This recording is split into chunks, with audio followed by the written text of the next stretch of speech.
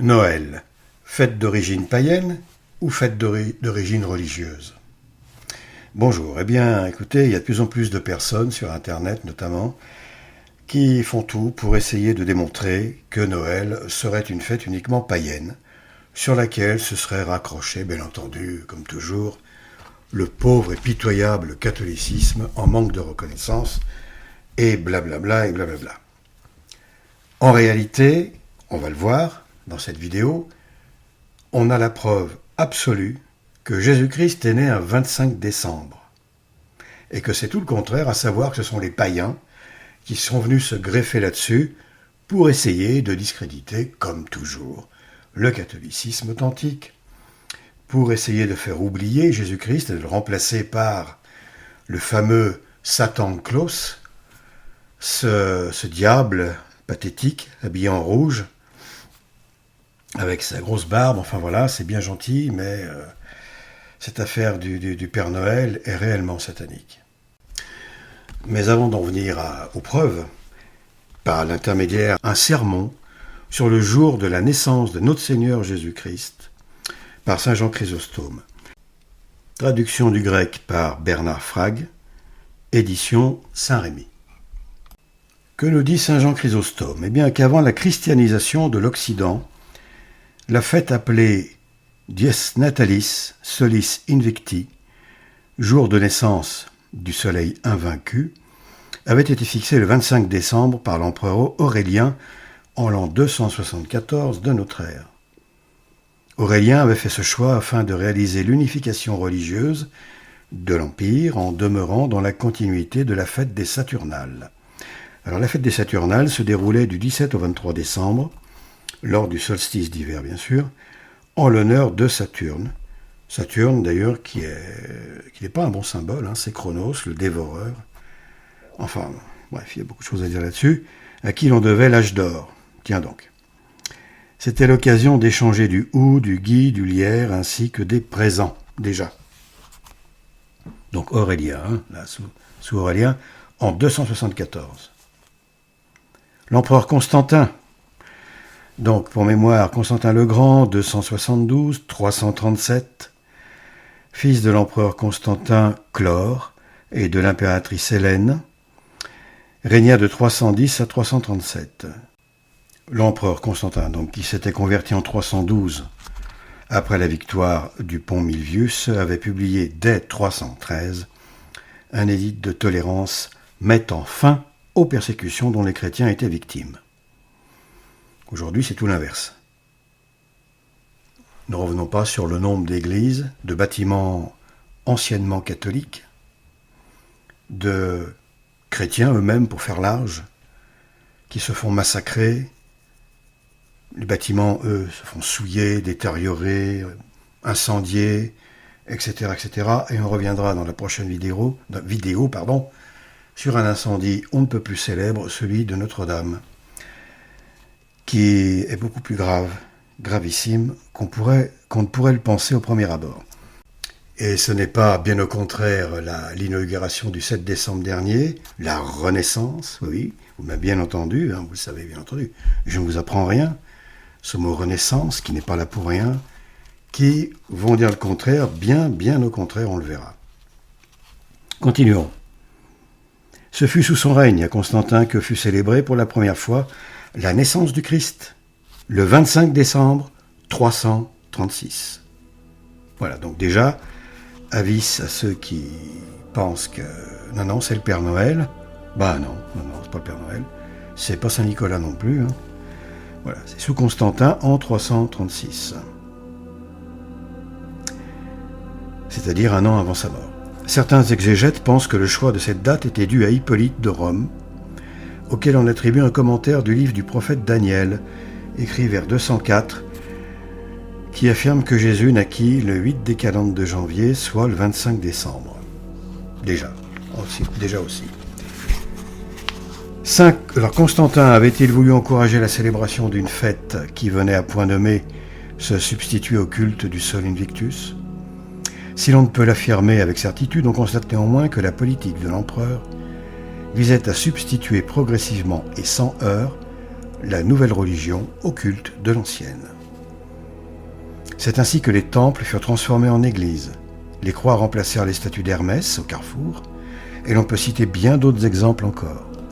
La substitution de la fête de la Nativité était d'autant plus aisée que le Messie avait été annoncé comme l'astre levant et comme le soleil de justice par le prophète Malachie, qui a dit « Le soleil de justice se lèvera pour vous, qui avez une crainte respectueuse pour mon nom. » Le Christ paraît dans toute sa gloire, nouveau soleil resplendissant dans le monde. Alors on remarque qu'à cette époque, bien évidemment, c'était le processus inverse de celui d'aujourd'hui, ou c'est le contraire. Les bâtiments religieux, les vierges, les statues de la Vierge, des crucifix, etc., tout ça se fait allègrement détruire, détériorer, souiller par tous les moyens possibles par cette humanité antichristique qui, tout simplement, qui vit ses dernières heures. Tout simplement. Alors la divine providence emprunte, nous dit Chrysostome, Saint Jean Chrysostome, diverses voies pour accomplir ses desseins. Saint Jean Chrysostome dit que ce fut elle qui inspira à l'empereur Auguste l'édit à cause duquel Marie et Joseph durent retourner de Nazareth à Bethléem pour se faire recenser dans leur ville natale, permettant ainsi à Jésus de naître à Bethléem afin que fût accompli ce qui avait été prédit par les prophètes. Il n'est donc pas interdit de croire que la divine providence suggéra à l'empereur Constantin de choisir la date du 25 décembre pour célébrer la fête de la Nativité et qui est celle démontrée par Saint Jean Chrysostome. Donc après avoir inspiré Auguste, l'empereur, pour faire en sorte que Joseph et la Sainte Vierge aillent se faire recenser à Nazareth pour que le Christ soit né à Bethléem, eh bien, encore sans doute une inspiration de la divine providence pour le 25 décembre. Ce fut le 25 décembre 354 que la fête de la Nativité fut instituée officiellement par le pape Saint Libère, qui inaugura avec éclat la nouvelle basilique construite au Vatican qui venait d'être achevée. À la même époque, le calendrier liturgique commença à être constitué. Passons, on ne va pas non plus lire tout le livre. Né en 344 et mort en 407, Saint Jean Chrysostome fut d'abord diacre à Antioche en 382 et ordonné prêtre dans cette même église en 386. C'est son éloquence qui lui avait valu le surnom de Chrysostome, c'est-à-dire bouche d'or, et il devint archevêque de Constantinople en 397. Ça fait beaucoup de dates, tout ça, mais bon. Constatant les réticences d'une partie du clergé de l'église d'Antioche devant l'introduction de la fête de la Nativité, eh bien, Saint Jean Chrysostome prononça le 25 décembre 386 une homélie dans laquelle il entreprend de prouver que le jour où l'on célèbre la naissance de Jésus-Christ est vraiment le jour où il est né. Rendons-nous directement au sermon du jour de la naissance de notre Sauveur Jésus-Christ par Saint Jean Chrysostome, qui demeurait encore inconnu jusqu'alors et qui avait commencé à faire connaître les chrétiens des chrétiens venus de l'Occident.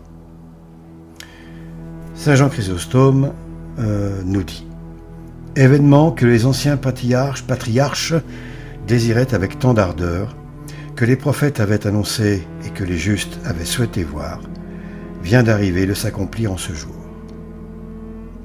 L'événement, c'est que Dieu apparut sur la terre, uni à la chair, et s'est tourné vers les hommes. Réjouissons-nous donc, et soyons dans l'allégresse, frères bien-aimés. Si Saint Jean le Baptiste, encore dans le sein de sa mère, tressaillit de joie lorsque Marie vint visiter Élisabeth, nous, qui ne voyons pas Marie, mais le Sauveur lui-même, né en ce jour, combien ne devons-nous pas exulter de joie encore davantage en contemplant avec admiration la grandeur de ce dessein divin qui dépasse toute notre pensée. Songez qu'il est admirable de voir le soleil descendant des cieux parcourir la terre en répandant partout ses rayons. Enfin, aujourd'hui, c'est de moins en moins, c'est de plus en plus rare, ça. Encore ce matin, le ciel était bleu, parsemé de grandes traînées. D'ailleurs, dans la nuit, qui était une nuit de pleine lune, on voyait très bien les traînées déjà que les avions épandaient. Et puis alors, ça n'a pas traîné, en quelques heures, tout est devenu gris. blanchâtres, bien sales, enfin comme d'habitude, quoi. Les voleurs de tout, ils volent tout. Tout est vol, viol, tout ce que vous voulez. Ce sont des voleurs de vie, etc. Des semeurs de mort. Si un tel prodige venant de cet astre éclairant l'univers aurait de quoi étonner ceux qui le contemplent, considérez, réfléchissez, comme il est plus admirable encore de voir le soleil de justice se revêtir de notre chair et répandre ses rayons pour éclairer nos âmes. Il y a longtemps que je désirais de voir ce jour, non seulement moi-même, mais aussi au milieu d'une si vaste assemblée, et je formais sans cesse des vœux pour voir cette enceinte sacrée, remplie de fidèles, comme elle l'est maintenant. Mes vœux sont enfin exaucés, et ils viennent de s'accomplir.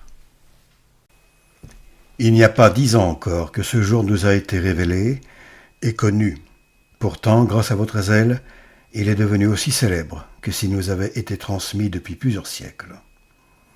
Aussi peut-on dire sans se tromper que ce jour est nouveau et ancien à la fois. Nouveau, parce qu'il ne nous est connu que depuis peu de temps, et ancien, parce qu'il n'a pas tardé à être assimilé aux fêtes les plus antiques et à jouir de la même vénération. Il en est de ce jour comme des plants de la plus excellente nature. À peine ont-ils été mis en terre qu'ils ne tardent pas à s'élever fort haut et à se charger de fruits. De même, à peine ce jour, anciennement connu chez les peuples de l'Occident, a-t-il été introduit chez nous, depuis peu d'années pourtant, qu'il a pris croissance tout aussitôt et qu'il a produit des fruits en abondance, comme il nous est loisible de le voir maintenant. Nos enceintes sacrées sont remplies. Et notre Église est devenue trop étroite pour accueillir la foule des fidèles accourus pour célébrer cette fête. Aujourd'hui, ce n'est plus tout à fait la même chose. Attendez-vous donc à recevoir du Christ, né aujourd'hui selon la chair, le prix de votre ardeur. Il sera récompensé pleinement tant de zèle, car l'empressement que vous témoignez pour fêter sa naissance est la plus grande marque que vous lui puissiez apporter de votre amour. Aujourd'hui, où dans tout ce qui est société, pensée unique, sociale, contrôlée par la bête, etc., Jésus-Christ, évidemment, on n'en entend jamais parler. Les crèches sont interdites maintenant de plus en plus, évidemment, et tout cela montre une chose, encore une fois, est-il utile seulement de le dire et de le rappeler? Tellement c'est pour ainsi dire, presque une goutte d'eau au milieu de l'océan d'indifférence et de haine envers Jésus-Christ. On ne l'aime pas. À 99%, je suis très, très, très large, très gentil, en fait, il faut rajouter 0,9, l'humanité n'a strictement que faire de Jésus-Christ. Le jour de Noël, c'est bien pour s'empiffrer, finir la journée en mode pochetron, et puis placer des bonnes blagues plus ou moins salaces, ça et là. Bon, j'exagère un petit peu, mais tout ça pour dire, encore une fois, qu'un brin d'exagération, parce qu'évidemment, ce n'est pas général, hein.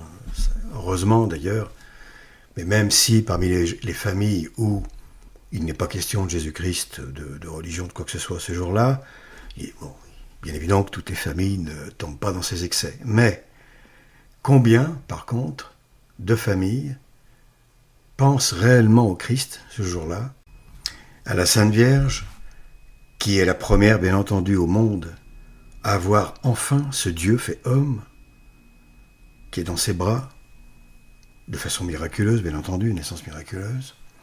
Vous imaginez cette Vierge d'une quinzaine d'années qui vient de mettre Dieu au monde, le Verbe divin au monde. Enfin voilà, donc j'en passe bien entendu, mais malheureusement c'est triste. Très très peu de familles évidemment aujourd'hui pensent à ça. C'est la fête de la famille, quoi. Noël pour la plupart des gens, et c'est déjà bien quand c'est ça. C'est la fête de la famille, voilà, c'est tout. Ben non, Thanksgiving, je ne sais pas quoi, c'est différent, ça n'a rien à voir. Voilà. C'est l'anniversaire de notre Seigneur. C'est un jour anniversaire. Ce que je dis, bien entendu, c'est tellement évident pour vous tous, mais malheureusement, pour tellement de gens, de jeunes surtout, c'est très très très loin d'être évident. D'où le fait que tout va bien, tout baigne dans l'huile, pour ainsi dire. Alors, je puis vous apporter 3 preuves, nous dit saint Jean Chrysostome, qui permettent d'avoir une absolue certitude que c'est aujourd'hui, le 25, donc le jour où fut engendré notre Seigneur Jésus-Christ, le Verbe de Dieu.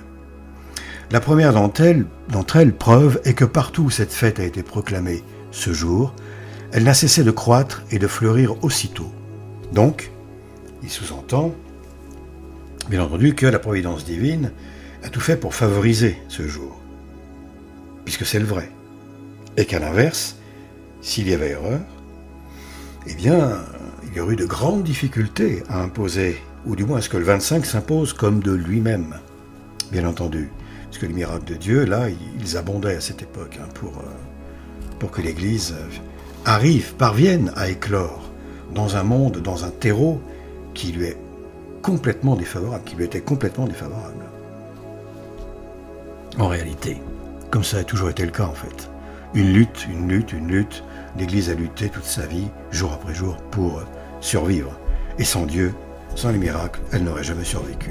Elle n'aurait même pas pu naître, à la limite. Elle serait née à la Pentecôte, mais la Pentecôte, c'est un miracle. Énorme, donc bon.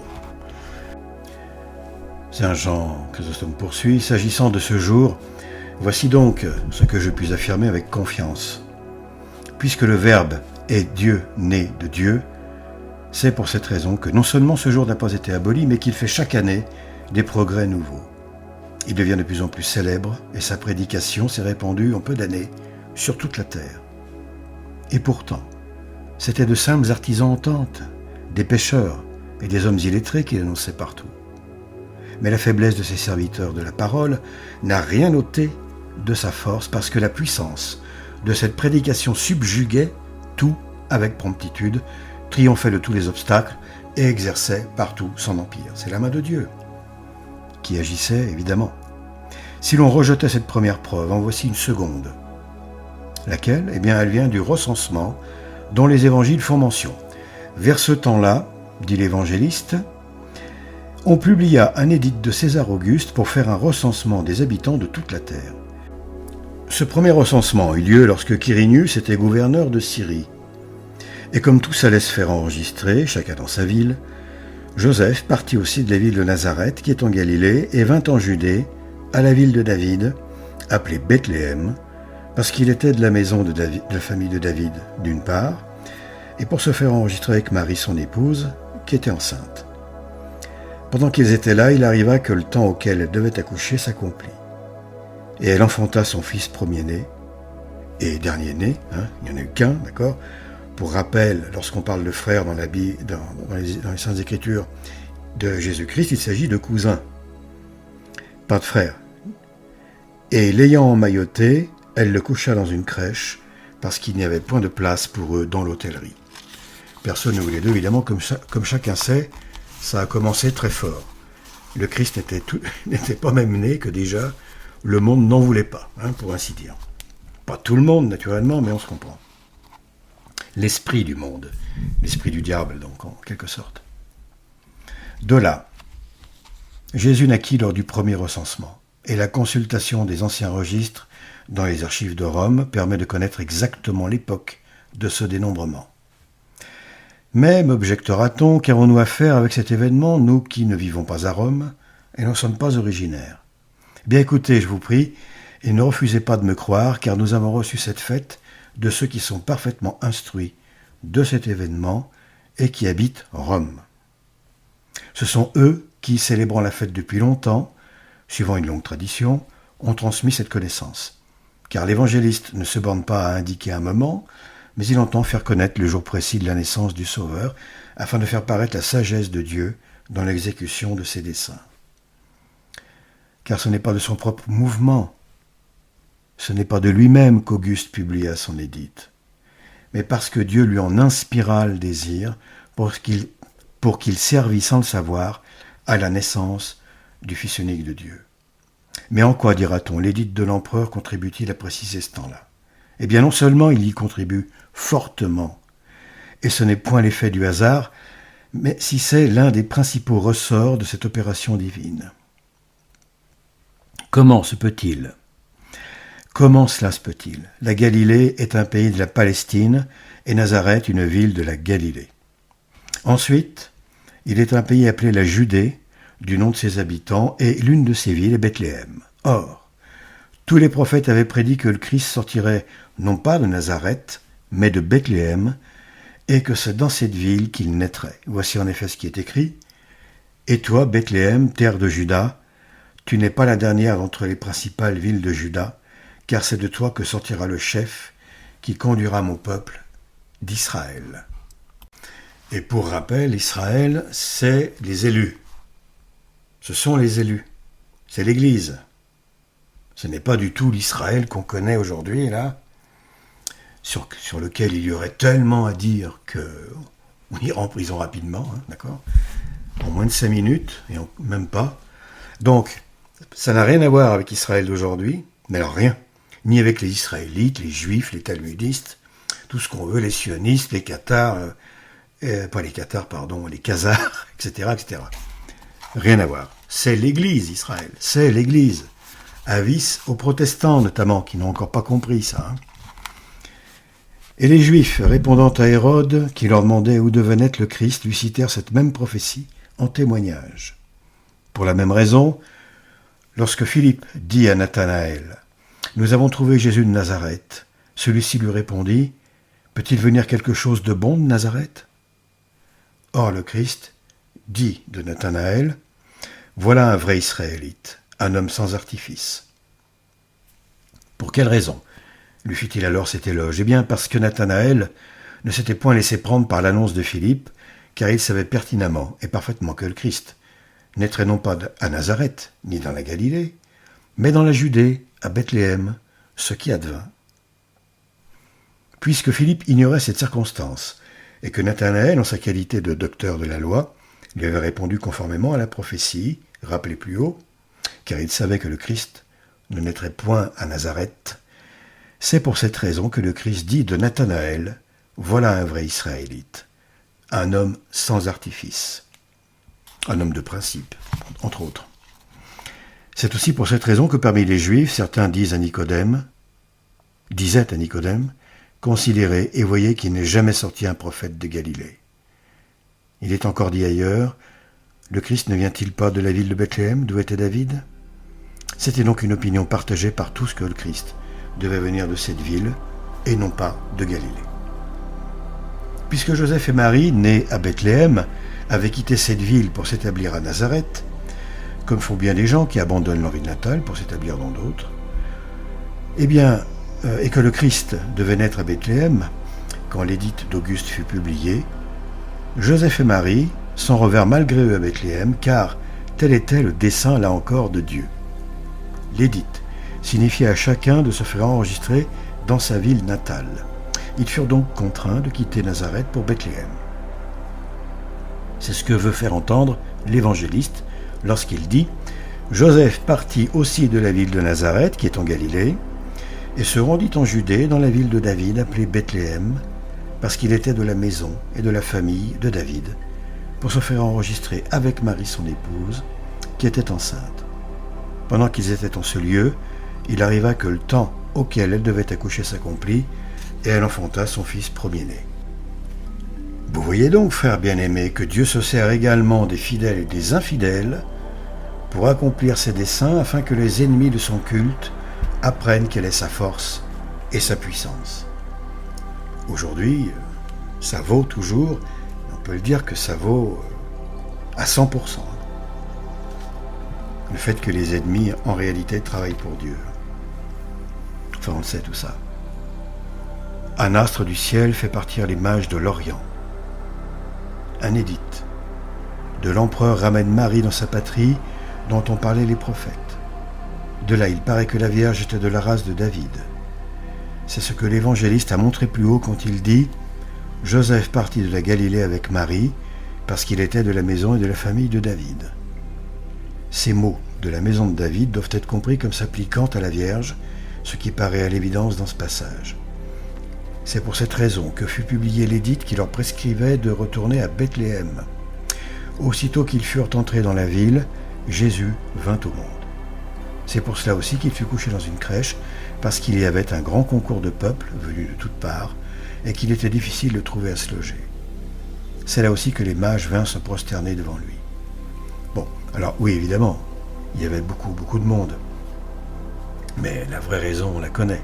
L'humilité extraordinaire, absolument fascinante de Dieu, qui pour nous donner l'exemple, nous édifier, nous instruire, eh bien est né dans les conditions les plus strictement opposées à tout ce qui est synonyme de gloire, d'orgueil, de vanité, de luxure, etc., etc.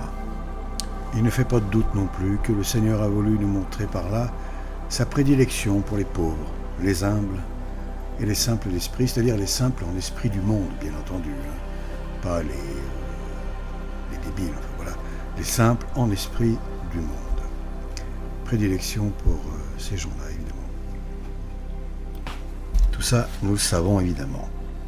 Alors, Saint Jean Chrysostome continue, et puis il nous dit à un moment donné, écoutez bien ce que dit l'évangéliste, vers le sixième mois, l'ange Gabriel fut envoyé de Dieu dans une ville de Galilée nommée Nazareth, à une vierge, mariée à un homme nommé Joseph, de la maison de David. À partir de là, Saint Jean Chrysostome opère un retour dans le passé où il nous dit « Il y avait chez les Juifs une loi qui était fort ancienne, mais remontons plus haut encore. Lorsque le Seigneur eut délivré les Hébreux des maux dont ils étaient accablés, en Égypte et de la tyrannie d'un prince barbare, voyant qu'ils conservaient encore les réflexes d'un culte impie, s'attachant jusqu'à la démence, à des objets sensibles, et admirant la grandeur et la beauté des temples, il leur fit construire un temple dont la splendeur devait éclipser celle de tous les temples du monde, non seulement par la richesse de la matière, par le travail de l'art, mais encore par la beauté de son architecture. Et de même qu'un père plein de tendresse, retrouvant après d'une longue séparation son fils accoutumé à jouir de toutes sortes de délices en compagnie de personnes dissolues, libertins et prodigues, se fait un devoir de l'entourer de tout ce qui peut embellir l'existence, craignant de réveiller, s'il le restreint, le souvenir du passé et le feu de ses premières passions. De même Dieu, voyant les Juifs passionnés pour les objets sensibles, et voulant satisfaire avec magnificence leur goût, en leur faisant oublier tout ce qu'ils avaient vu en Égypte, eh bien, il leur fit construire un temple, à l'image de l'univers entier, visible et intelligible.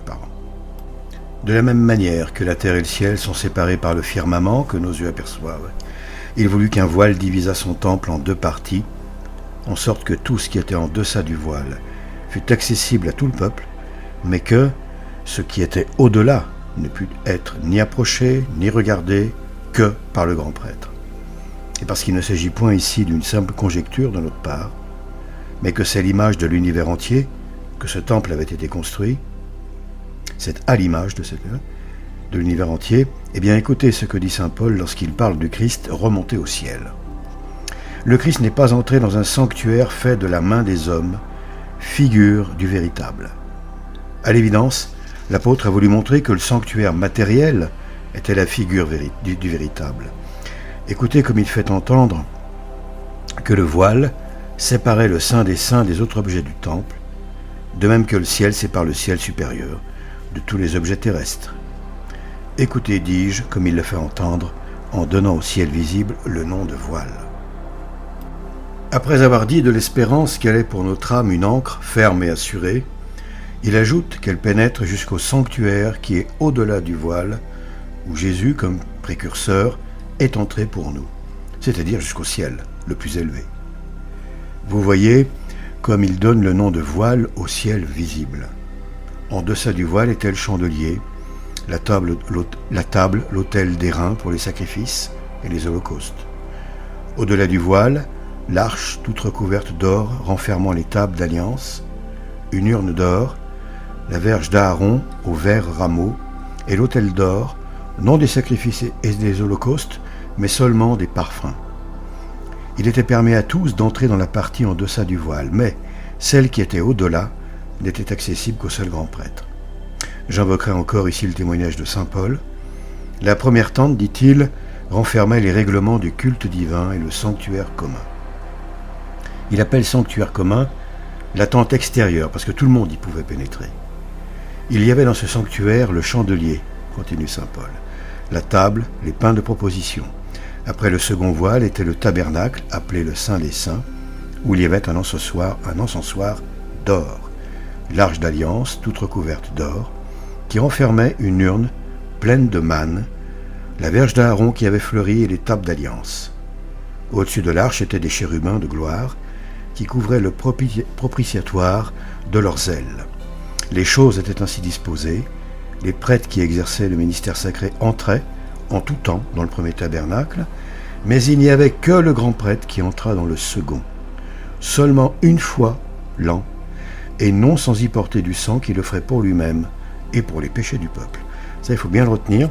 Il n'y avait que le grand prêtre qui entra dans le second tabernacle, bien sûr, seulement une fois l'année. Ce point est très important à noter. Alors, nous dit saint Jean Chrysostome, mais quel rapport avec le jour que nous fêtons, Noël ? Attendez un peu, ne vous troublez pas, nous remontons à la source et nous nous hâtons d'arriver à l'origine même, afin que vous n'ayez nulle peine à trouver tout cela évident. Alors maintenant, saint Jean Chrysostome nous dit quelle est la raison pour laquelle il est remonté si loin dans le passé. Eh bien, il y avait 6 mois qu'Élisabeth portait en son sein Jean, lorsque Marie commença de concevoir. Si donc nous pouvons savoir quel était ce 6e mois, nous saurons dès lors le temps de la conception de Marie. Puis, le temps de la conception nous étant connu, nous saurons quel a été celui de l'accouchement, en comptant 9 mois depuis la conception. Or, comment saurons-nous quel était le 6e mois de la grossesse d'Élisabeth ? Eh bien, nous le saurons si nous pouvons découvrir dans quel mois elle conçut le fils dont elle était enceinte. Et comment connaître ce mois ? Eh bien, nous le pouvons si nous savons dans quel temps Zacharie, dont Élisabeth était l'épouse, reçut cette heureuse nouvelle. Et comment en serons-nous instruits ? Eh bien, par les divines Écritures, en consultant le Saint-Évangile, qui dit que Zacharie était dans le sein des saints lorsque l'ange lui annonça l'heureuse nouvelle et lui prédit la naissance de Jean le Baptiste. Zacharie était alors dans le sein des saints, quand l'ange lui dit « Ton épouse attend un fils ». Si donc il est montré clairement par les Écritures que le grand prêtre, seul, n'entrait qu'une fois dans le sein des saints, à quel moment il y entrait, cette unique fois, et dans quel mois de l'année, il sera aisé de déterminer le temps où l'heureuse nouvelle fut annoncée à Zacharie. Et le temps de la conception sera parfaitement connu de tous.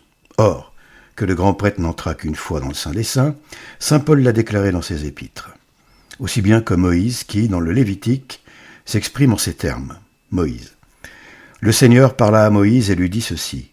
Dites à Aaron, votre frère, qu'il n'entre pas en tout temps dans le sanctuaire, qui est au-delà du voile devant le propitiatoire, qui couvre l'arche du témoignage, de crainte qu'il ne meure.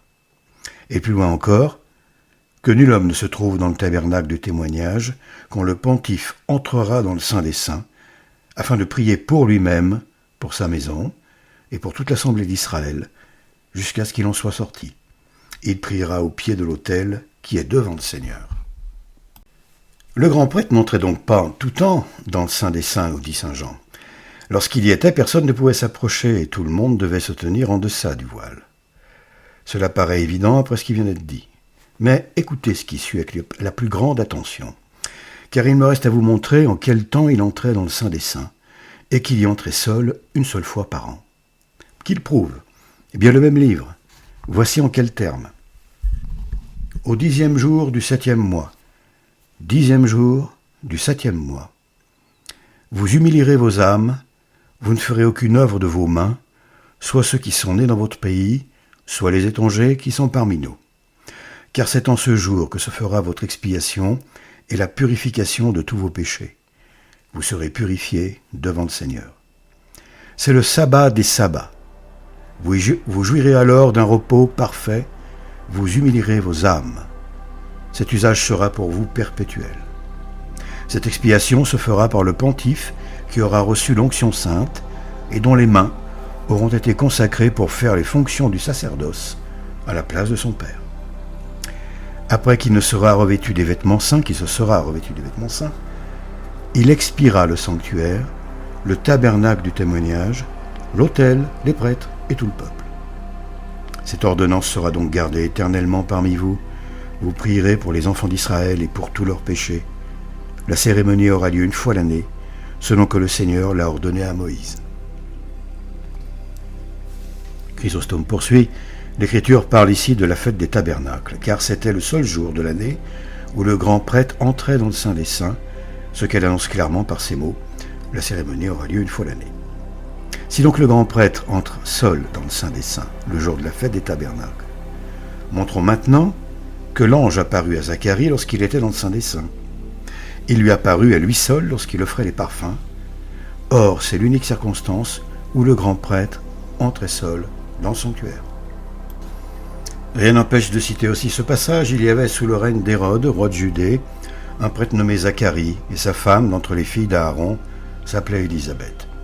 Lorsque Zacharie faisait sa fonction de prêtre devant Dieu dans le rang de sa famille, le sort décida, selon le règlement du sacerdoce, qu'il entrerait dans le temple du Seigneur pour y offrir les parfums. Toute la multitude du peuple était dehors, faisant sa prière à l'heure qu'on offrait les parfums. Rappelez-vous que nul homme ne se trouve dans le tabernacle du témoignage quand le pontife entre dans le Saint des Saints.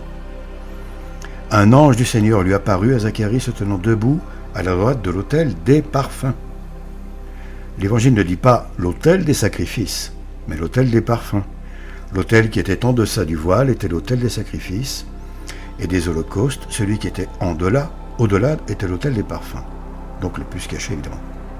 Ainsi, par cette circonstance et parce que l'ange apparut à Zacharie seul, et parce qu'il est dit que le peuple attendait dehors, il est clair qu'il était entré dans le Saint des Saints.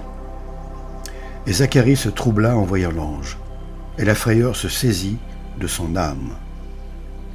Mais l'ange lui dit, « Ne craignez point, Zacharie, parce que votre prière a été exaucée. Élisabeth, votre femme, vous enfantera un fils auquel vous donnerez le nom de Jean. » Cependant, le peuple attendait Zacharie et s'étonnait qu'il demeurât si longtemps dans le sanctuaire, mais étant sorti et ne pouvant parler, il leur faisait des signes pour se faire entendre. Comprenez-vous donc qu'il se tenait là, au-delà du voile? C'est alors que l'heureuse nouvelle lui fut annoncée. Chrysostome insiste, vraiment. Le temps où il l'a reçue était la fête des tabernacles, jour de jeûne. Car c'est là ce que veulent dire ces paroles, vous humilierez vos âmes. Voilà, notons bien ce qui suit parce que c'est très important et pour ainsi dire essentiel. Cette vision de Zacharie eut donc lieu au moment du sacrifice de l'encens, le 24 septembre. Avec ce rite commençait le grand jeûne ou Yom Kippour. Ce jour-là, un prêtre tiré au sort entrait dans le Saint des Saints pour offrir au-delà du voile le sacrifice de l'encens. C'était la seule circonstance où était prononcé le nom sacré de Yahvé. C'est essentiel pour la suite, comme nous allons pouvoir le constater. Et comme sans doute parmi vous, beaucoup l'ont déjà compris, ou beaucoup le savent déjà évidemment. Alors maintenant, les choses se précisent, puisque cette fête se célèbre chez les Juifs vers la fin septembre. Comme vous pouvez l'attester vous-même, puisque c'est alors que nous avons fait contre les Juifs ces longs discours où nous nous élevions contre leurs jeûnes déplacés. Ce fut à ce moment qu'Élisabeth, femme de Zacharie, conçut, et elle se tint cachée durant 5 mois en disant « C'est la grâce que le Seigneur m'a faite dans les jours où il m'a regardé pour me tirer de l'opprobre où j'étais devant les hommes. » Il est maintenant à propos de montrer que c'était le 6e mois qu'Élisabeth portait Jean dans son sein lorsque Marie reçut l'heureuse nouvelle de sa conception.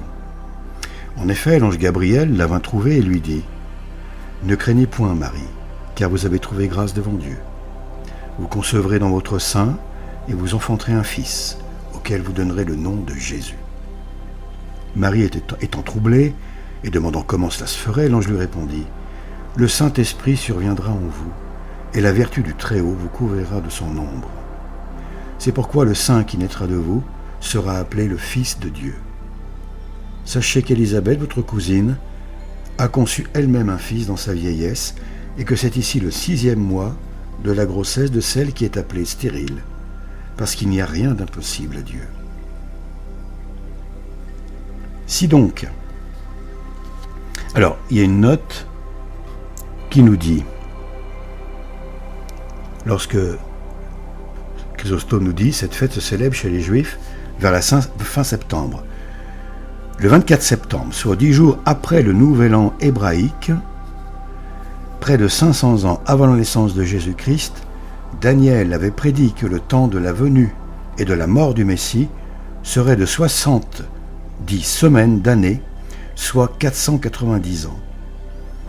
Or, le Christ mourut en effet et ressuscita au milieu de la 70e semaine d'année après le temps où Daniel avait écrit sa prophétie. Donc, Chrysostome continue, si donc c'est après le mois de septembre qu'Élisabeth commença de concevoir, comme nous venons de le prouver, il faut compter 6 mois à partir de ce mois-ci. Ces mois sont donc octobre, novembre, décembre, janvier, février et mars. C'est donc après ce 6e mois que commença le temps de la conception de Marie, d'où il suit que, si nous comptons 9 mois, nous arriverons au mois présent, qui est celui de décembre. Le corps du Seigneur, de notre Seigneur Jésus-Christ, a donc été conçu dans le sein de sa mère, la Vierge Marie, au mois de mars. Ça, c'est réglé, mois de mars. 9 mois, on arrive à décembre. Mais afin que ce discours vous paraisse plus évident encore, je vais résumer ce que je viens de dire, par amour pour vous. Une seule fois l'an, le grand prêtre entrait seul dans le Saint des Saints. Quand ? Au mois de septembre. C'est donc à ce moment, que pénétra Zacharie dans le Saint des Saints et qu'il reçut l'heureuse nouvelle concernant Jean, le Baptiste. Il sortit donc du temple et son épouse commença de concevoir. Après le mois de septembre, au 6e mois de la grossesse Élisabeth, donc au mois de mars, Marie commença de concevoir. Et si l'on compte 9 mois depuis le mois d'avril, on arrivera au mois présent de décembre, mois où naquit notre Seigneur Jésus-Christ. Alors en consultant les tableaux pour définir chaque année la date de Pâques, le moine Denis le Petit, 500-545, théologien, astronome, mathématicien et canoniste, calcula les années séparant son temps de la naissance du Christ. C'est l'origine de la datation selon l'ère chrétienne. D'après les calculs de Denis, D-E-N-Y-S, Jésus naquit le 25 décembre de la 753e année après la fondation de Rome. Je répète, Jésus naquit le 25 décembre de la 753e année après la fondation de Rome. En réalité, Denis avait commis une erreur de 4 ans bien pardonnable. Notre Seigneur Jésus-Christ est donc né le 25 décembre de l'année 3 ou 4 avant lui-même. Voilà. 3 ou 4 avant l'an 0. Quoi. Mais il est bien né le 25 décembre. Nous vous avons prouvé clairement tout ce qui regarde le temps de cette fête. Je n'ajouterai plus qu'une chose avant de finir ce discours, abandonnant à notre commun maître ce qui est plus important. Nombreux sont ceux qui, parmi les Grecs, nous entendant dire que Dieu est né selon la chair, nous poursuivent de leur raillerie. Ils jettent le trouble parmi les âmes simples et les inquiètes. C'est pourquoi il apparaît nécessaire de confondre les uns tout en rassurant les autres, afin que ceux-ci ne se laissent plus ébranler par les discours de ces insensés, ni troublés par leur sarcasme. Bon, il faut se remettre dans le contexte de l'époque, naturellement. Mais aujourd'hui, on a affaire aux mêmes hérésies, en quelque sorte. C'est impossible que Jésus-Christ soit Dieu, les musulmans, par exemple, etc. Enfin bon, on a affaire à encore plus d'hérésies et d'âneries qu'à l'époque. Il arrive souvent, en effet, que de tout petits enfants rient lorsque nous nous entretenons de choses sérieuses. C'est simplement une preuve, non de la futilité de ce dont ils rient, mais de leur ignorance. On peut donc dire des Grecs qu'ils agissent plus sottement que des petits enfants, lorsqu'ils décrient et qu'ils rabaissent des objets dignes de notre admiration et de notre vénération, tandis qu'ils en relèvent et en célèbrent d'autres qui, à la vérité, sont des plus risibles et ridicules. Cependant, nos mystères dont ils font le sujet de leur sarcasme conservent toute leur majesté. Au lieu que les objets de leur culte, quelque embellis qu'ils puissent paraître, conservent toujours les traits d'infamie qui leur sont propres. N'est-ce pas en effet la dernière des folies que ceux qui introduisent leurs dieux vagabonds dans les pierres, du bois ou de viles statues, où ils les tiennent enfermés dans une prison de croix, ni rien faire, ni rien dire qui ne soit honteux? Et ce sont ces gens-là qui nous reprochent de dire que Dieu, pour l'avantage de toute la terre, s'est construit un temple vivant par l'opération du Saint-Esprit. Que dira-t-on d'un semblable reproche? S'il paraît indécent que Dieu habite dans un corps humain, combien ne l'est-il pas davantage qu'il habite dans la pierre et dans le bois? d'autant plus que la pierre et le bois sont bien inférieurs à l'homme, à moins qu'il ne pense que notre nature est au-dessous de ces êtres morts et insensibles. Nous n'affirmons rien de tout cela et nous serions incapables de rien admettre de semblable. Nous affirmons seulement que Jésus-Christ a pris dans le sein d'une vierge une chair pure, sainte, irréprochable et éloignée de tout péché, afin de redresser l'homme qu'il avait formé de ses mains. Quoi, vous osez prétendre que l'âme d'un fourbe et d'un assassin est une part de l'essence divine ?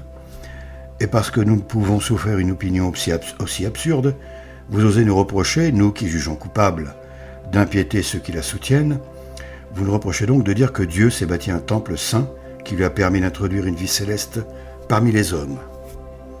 Et comment ne mériteriez-vous pas 1000 morts pour les reproches que vous nous faites et pour les outrages que vous ne cessez de commettre envers Dieu? Parce que s'il est indécent que Dieu habite un corps pur et sans tache comme vous le prétendez, il est plus indécent encore qu'il habite le corps d'un imposteur, d'un violeur de tombeaux, d'un brigand, d'un chien, d'un singe, non ce corps saint et glorieux qui est maintenant assis à la droite du Père. Quel outrage, quelle tâche pourrait faire à notre Dieu notre chair dont il s'est revêtu? Ne voyez-vous pas que le soleil lui-même, dont l'éclat est sensible à nos yeux, est corruptible et périssable, même s'il devait 1000 fois s'indigner les Grecs et les Manichéens? Et ce n'est pas que le soleil, mais la terre, la mer, et tout ce qui est perceptible à nos sens, qui sont frappés de cette vanité. Écoutez ce que dit saint Paul, qui le montre en disant « Les créatures sont assujetties à la vanité, et elles ne le sont pas volontairement, mais à cause de celui qui les y a assujetties. » Et il exprime ce qu'il faut entendre par le mot de vanité. La créature sera délivrée de cet asservissement à la corruption pour participer à la liberté de la gloire des enfants de Dieu. Les créatures sont assujetties à la vanité par Dieu lui-même. Celui, c'est avec un C majuscule, c'est le Seigneur. Elles ne sont délivrées de cet asservissement à la vanité, à l'amour-propre et à toutes les corruptions de l'amour-propre, eh bien, par leur participation en fait à la divinité. On peut dire ça comme ça, c'est limite. Donc, à travers leur liberté dans la gloire des enfants de Dieu. Il suit de là que la créature est corruptible, puisque la corruption est une des conditions de la nature. Si donc le soleil, quoique corruptible par sa nature, eh bien, lance toutes sortes de rayons de toutes parts et communique avec la boue, la fange et toutes les autres choses de même nature, sans que cette communion nuise en rien à sa pureté, si donc en retirant ces rayons aussi purs qu'ils l'étaient auparavant, eh bien, il anime de la vertu qui lui est propre les corps qui les reçoivent sans participer lui-même, en aucune manière, à l'impureté des plus sales et des plus infectes, à combien plus forte raison le soleil de justice, le souverain maître des puissances incorporelles, en se revêtant de notre chair, loin d'en être souillé, l'a rendue plus pure et plus sainte. Gardant toutes ces réflexions présentes à l'esprit, en nous rappelant cette parole de la divine écriture, « J'habiterai, je marcherai parmi eux, et cet autre, vous êtes le temple de Dieu, et l'Esprit de Dieu habite parmi vous. » Quant à nous, répondons-leur par ces paroles, et fermons la bouche impudente de ces impies. Alors aujourd'hui, tous ceux qui nient que Jésus-Christ est le Verbe divin, on va leur fermer la bouche. Réjouissons-nous de notre bonheur, glorifions Dieu qui s'est revêtu de notre chair, rendons-lui grâce de cette condescendance infinie et témoignons-lui toute la reconnaissance de ses bienfaits, des bienfaits qui nous inspirent. Il ne saurait y avoir plus digne reconnaissance envers Dieu que de mettre tout notre soin pour le salut de nos âmes et toute notre ardeur pour la vertu. Ne soyons donc point ingrats envers notre bienfaiteur, mais nous tous, autant qu'il est en notre pouvoir, offrons-lui les dons spirituels. La foi, l'espérance, la charité, la tempérance, l'amour des pauvres, le zèle à exercer l'hospitalité. Je me permets d'ajouter, renvoyons-lui une image de toutes ces vertus, aussi pure que possible, aussi parfaite que possible, dans les miroirs que nous sommes du coup, puisque toute vertu vient de Dieu. Il est encore un objet important dont je vous ai parlé il y a quelques jours et dont je vous parlerai encore aujourd'hui, pas moi, mais Chrysostome, et que je ne cesserai point de vous rappeler. Quel est-il donc ? Eh bien, Lorsque vous devez approcher des mystères sacrés de la table sainte et redoutable, ne le faites qu'avec un pieux effroi, avec une conscience pure, avec le jeûne et la prière, sans bruit et sans tumulte, sans frapper des pieds, sans vous pousser les uns des autres, car c'est la marque d'un dédain superbe et du dernier mépris.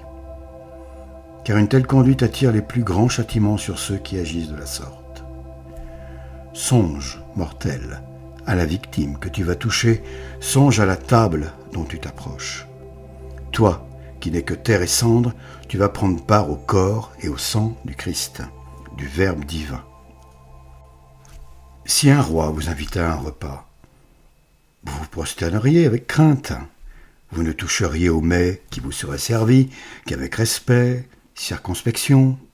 Et quand Dieu lui-même vous invite à la table où il vous sert son propre fils, quand les puissances angéliques se tiennent en sa présence, avec une respectueuse terreur, quand les chérubins se voilent la face et que les séraphins s'écrient en tremblant « Saint, Saint, Saint est le Seigneur », vous vous approchez du banquet spirituel en désordre et en jetant des cris.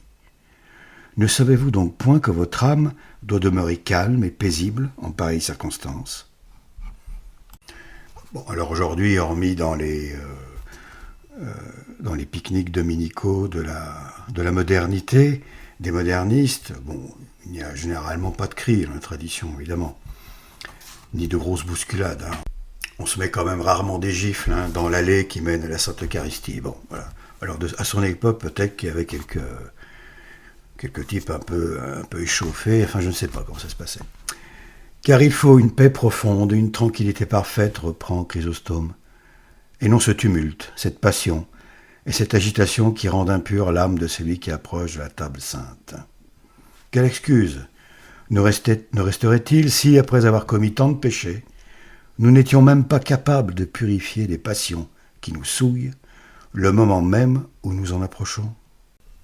Est-il pour nous quelque chose de plus essentiel que cette nourriture qui nous est servie, à savoir le corps du Christ ? Qui nous trouble en ce moment et nous inquiète au point de vouloir abandonner l'Église pour retourner dans le monde ? N'excitez pas, je vous le demande, je vous en supplie, n'excitez pas la colère de Dieu contre vous.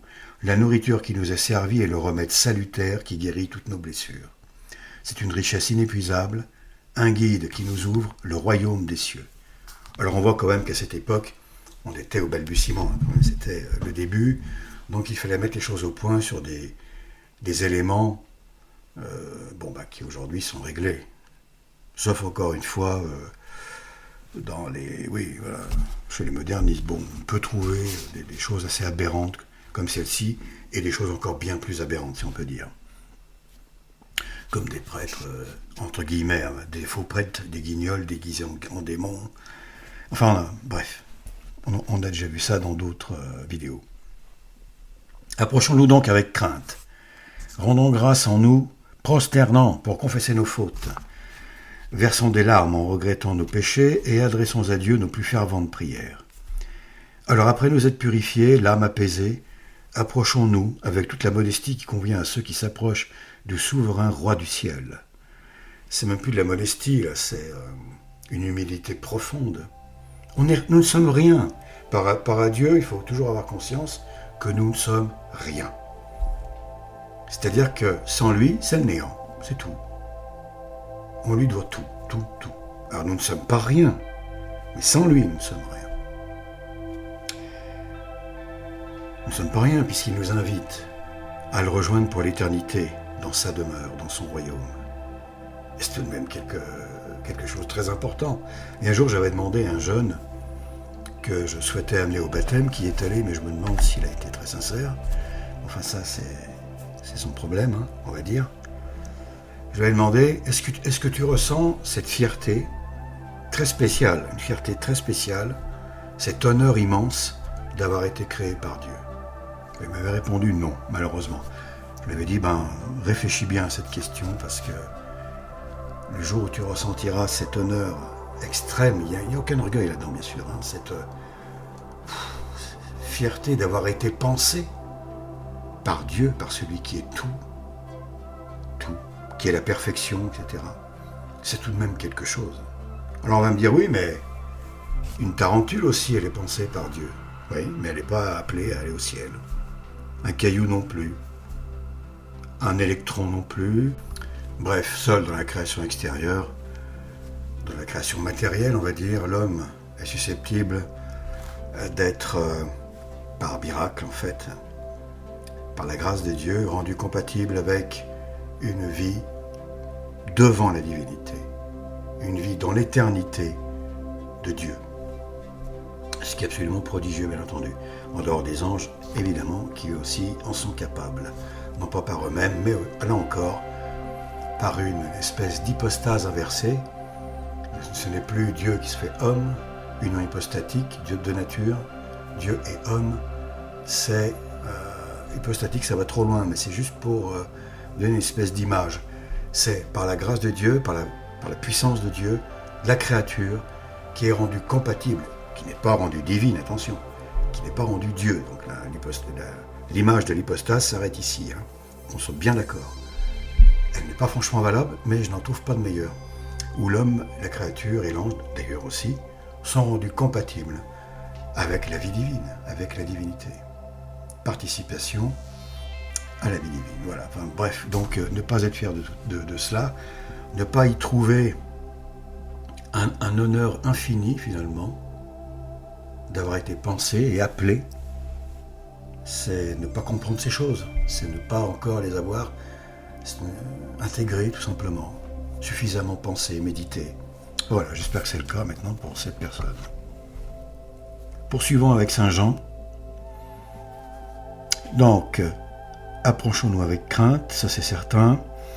Après nous être purifiés, l'âme apaisée, approchons-nous avec toute la modestie du roi du ciel, en recevant cette victime infiniment pure en fait et sainte.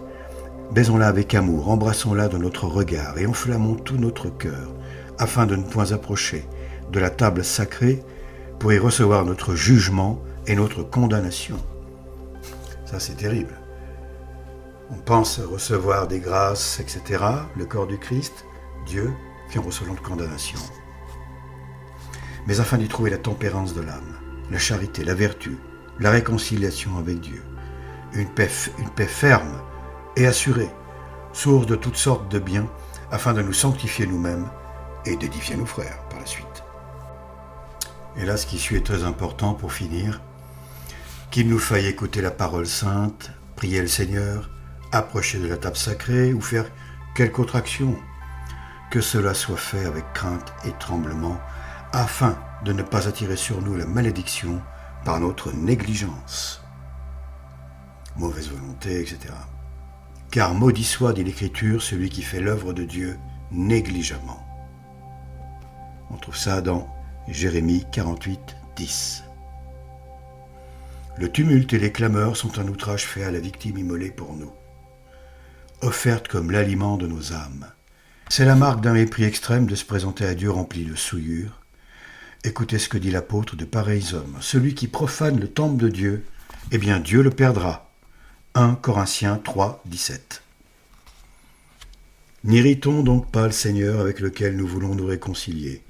Approchons du banquet sacré avec toute l'attention qui convient, avec une âme tranquille et recueillie, la prière sur nos lèvres et la contrition dans notre cœur, afin qu'après nous être rendu favorable notre Seigneur Jésus-Christ, nous puissions obtenir les biens qu'il nous a promis par sa grâce et par sa bonté.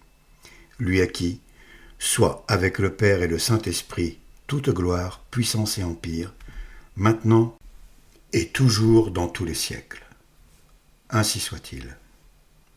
Voilà, ainsi se termine également la lecture de ce petit ouvrage, consacré donc à la date de la naissance de notre Seigneur Jésus-Christ, qui est bien un 25 décembre, n'en déplaise à toutes les forces obscures, toutes les forces contraires, antichristiques, qui agissent depuis 2000 ans sur cette planète. Ainsi, en résumé, alors pour la plupart d'entre vous, je pense que rien ne sera nouveau, bien entendu, rien n'est nouveau dans cette lecture peut-être, mais pour les personnes qui doutent, qui ne savent pas, qui n'y croient pas, etc., j'espère que ça leur sera très utile à l'avenir. Eh bien, le 24 septembre, donc, Zacharie, Saint Zacharie, apprend par l'ange que sa femme est enceinte. 6 mois plus tard, c'est au tour de la Sainte Vierge d'apprendre, par la voix de Gabriel, qui doit être un séraphin ou un chérubin, que elle, si elle le veut, si elle l'accepte, deviendra directement, de suite, enceinte du Seigneur Jésus-Christ, du Verbe divin, par la grâce du Saint-Esprit et par la volonté du Père éternel. Elle accepte donc. 24 septembre, incarnation, on va dire, dans le sein de sa mère, de Saint Jean le Baptiste. 6 mois plus tard, 24 mars, incarnation de notre Seigneur Jésus-Christ, dans le sein de la Très Sainte Vierge. 24 juin, 9 mois après le 24 septembre, naissance de Saint Jean le Baptiste. Et évidemment, 24 décembre, mais à minuit, donc 25 décembre aussi, naissance de notre Seigneur Jésus-Christ. C'est aussi simple que ça. Il fallait déterminer la date, ce qu'a fait Saint Jean Chrysostome, la date de l'annonce à Zacharie pour connaître tout le reste, en fait. Voilà. Bon, j'espère que cette lecture vous a plu, qu'elle a convaincu certaines personnes qui doutaient de la chose. Si vous n'êtes toujours pas convaincu, il existe d'autres lectures, bien entendu, il existe d'autres façons d'aborder cette question, sans doute ailleurs. Donc, n'hésitez pas, il y va du salut de l'âme. Ce n'est pas 2 fois, à proprement parler, mais il vaut mieux croire, évidemment, que les choses se sont passées ainsi. Et surtout, ce qui est 2 fois, alors là, c'est imparable, évidemment, c'est de croire, et non pas de croire, mais d'être certain. Quand on dit croire avec la foi, c'est toujours être certain à 100%, à 1000%, infiniment certain, pour ainsi dire, que c'est bien Jésus-Christ, le Verbe divin, qui s'est incarné, qui est né donc du sein de la Vierge Marie, miraculeusement, comme nous le savons, le 24 décembre, le 24 et le 25 en fait, à minuit, on va dire le 25 décembre, pour correspondre à ce que dit Saint Jean Chrysostome, mais en réalité, le fait d'être né à minuit, je le vois comme un signe, comme un point, un élément de compatibilité avec le fait que Dieu est en dehors du temps. Dieu est éternel. Et là, on n'arrive pas à savoir si c'est le 24 ou le 25, c'est les deux. Donc il est en quelque sorte, il transcende en quelque sorte le temps en naissant à minuit pile. Alors, des personnes qui seraient nées à minuit pile, je leur conseille de ne pas se prendre pour le Seigneur pour autant, d'accord, voilà. C'est pas tout à fait la même chose. Au cas où, bien entendu. Sur ce, je vous dis à bientôt pour une prochaine vidéo. Alors, elle sera sans doute en 2, voire 3 parties, je n'en sais rien. Elle sera consacrée, cette vidéo, à Notre-Dame, donc à l'inauguration de la nouvelle Notre-Dame de Paris, qui n'a plus rien à voir, bien entendu, avec l'ancienne de Notre-Dame de Paris. Alors, beaucoup prétendent qu'il s'agit maintenant d'un temple maçonnique. Nous verrons que les choses vont encore plus loin que le temple maçonnique. Voilà. Je vous dis à bientôt, je vous donne rendez-vous pour cette vidéo. Et si je ne peux pas la faire paraître avant Noël, eh bien écoutez, je vous souhaite évidemment de joyeuses fêtes de Noël, les plus joyeuses possibles, mais surtout les plus pieuses et respectueuses envers notre Seigneur possible. Et je le souhaite évidemment à moi-même également. À vous tous et à moi-même. Voilà, à bientôt. Merci.